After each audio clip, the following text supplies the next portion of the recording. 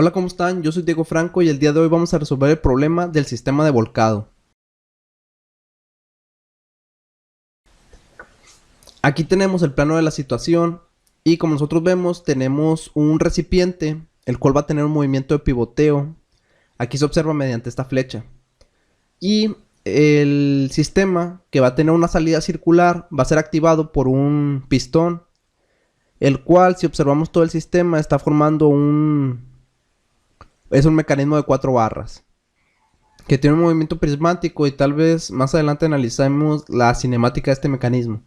Pero ahora lo que nos interesa es que al momento de que el pistón está normalmente extendido, como se observa aquí, y cuando el pistón se contraiga, eso va a generar aquí el movimiento de pivoteo, como se observa. Al momento de ejercer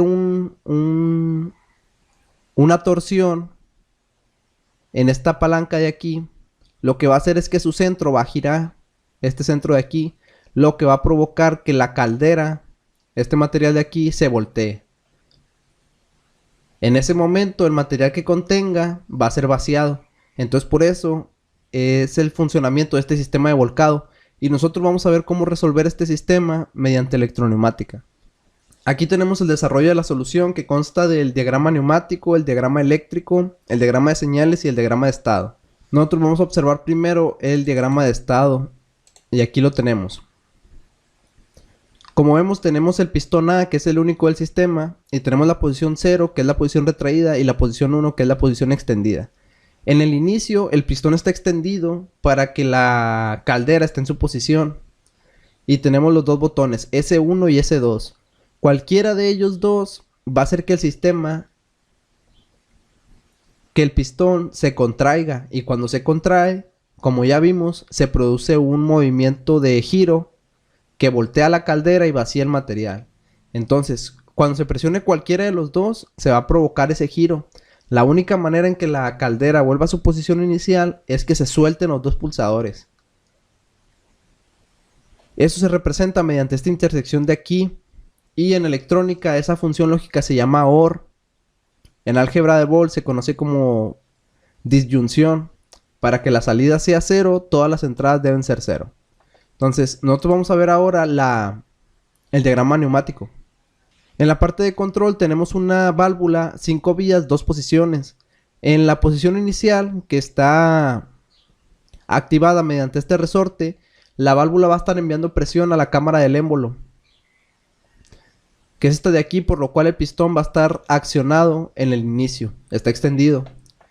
Y para hacerlo retroceder, tenemos aquí el accionamiento mediante una bobina eléctrica, que va a ser la bobina Y1. Además, un mando auxiliar por pulsador, como lo tienen normalmente estas válvulas. El sistema es pilotado. Por último, para controlar el avance y retroceso del pistón, se utilizan válvulas reguladoras de caudal.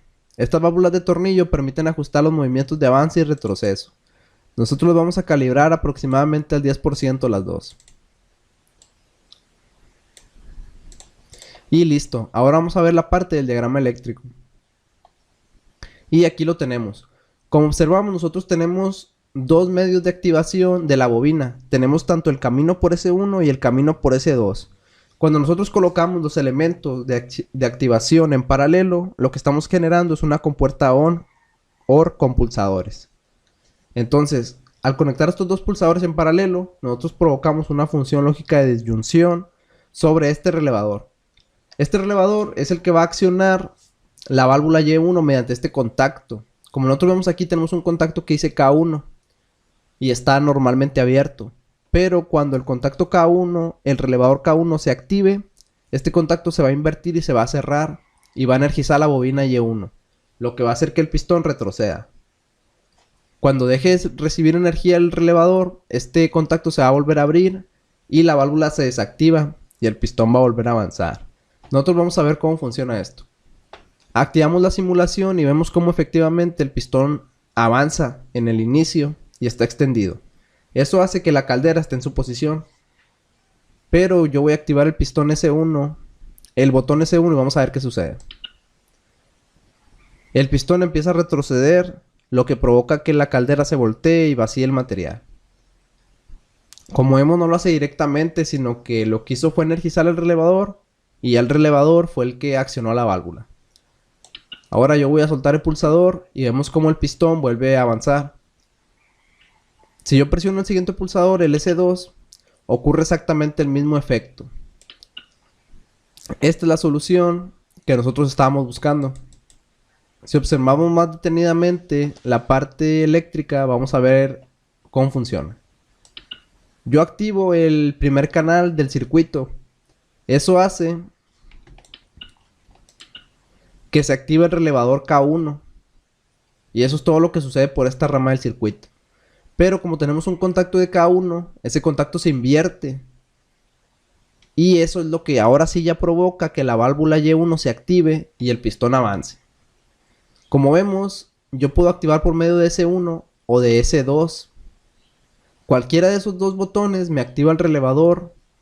Y para que el relevador se desactive, o sea que el pistón regrese, todas las entradas deben ser 0. Si alguna permanece activa no va a haber ningún cambio.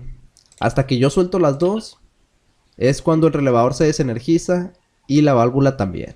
Entonces, esa sería la solución para este sistema y nosotros vamos a continuar en un próximo video.